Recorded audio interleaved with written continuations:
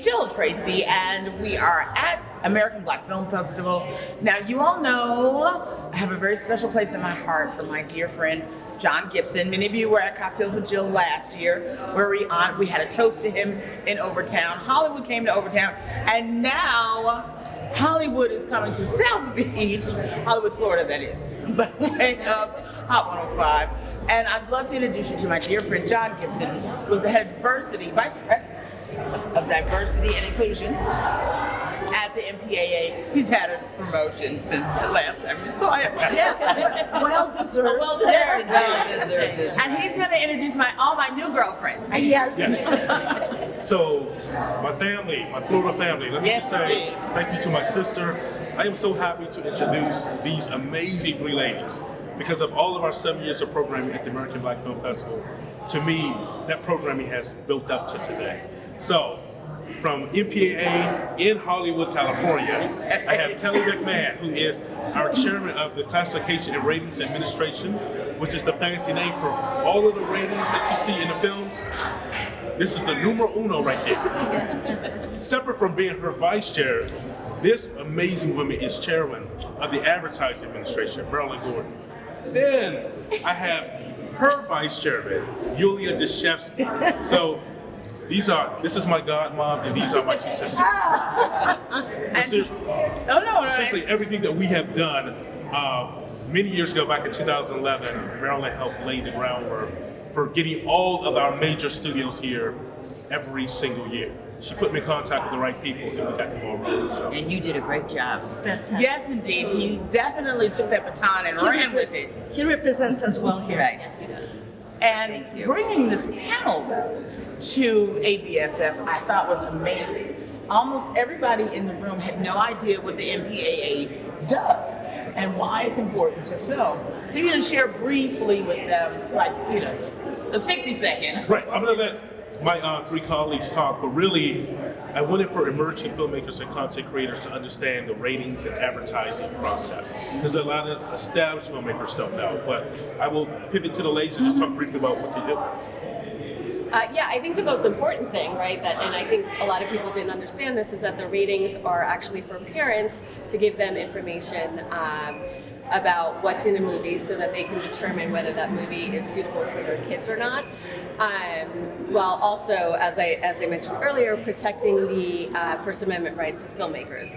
But number one is just getting parents the information out there about what's in that movie.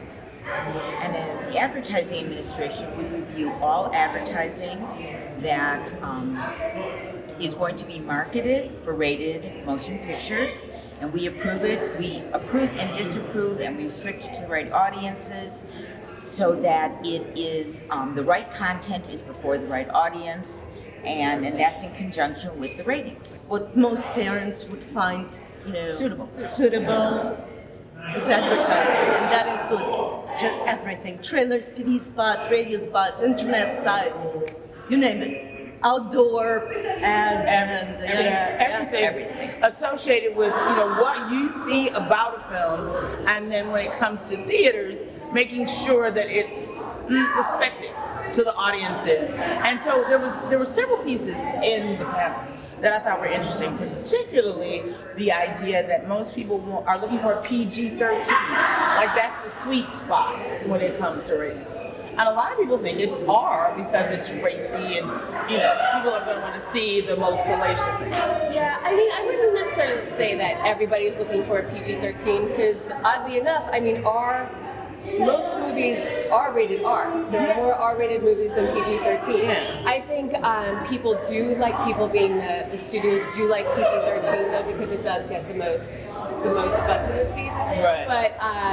But yeah, I'm not sure that they're necessarily. I mean, some people are under contract to get a PG-13, but I think a lot of times when a movie is rated R, if they're not under that contract, they'll leave it at R because they don't want to mess with their artistic vision, and it's such a good movie, and R doesn't mean that it's not good. I mean, it's even better sometimes than if they made cuts to get it into PG-13. So if they don't have to, they won't.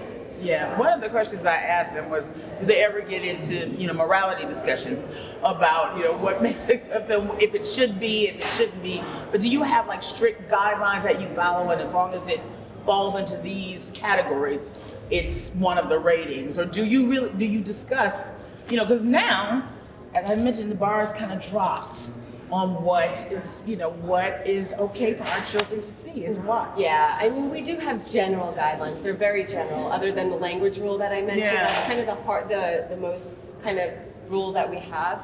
But yeah, we just rely on our surveys and talking to parents and see where we are then. And, that's constantly going to be changing, kids are exposed to so much now, more, right? And yeah. so who knows, maybe the tolerance level for parents will go down, and violence and sex and language, they won't care as much in the language at the ratings Dear will God. ultimately reflect that. And I think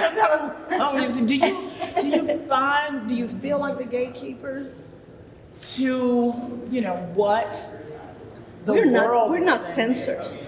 No, but a By any gatekeeper means, is, it's your responsibility is for the well-being of those that you are. We feel a huge responsibility responsibility. for sure, and we take it, hard when we got a rating wrong, we think, oh God, how did we miss that one?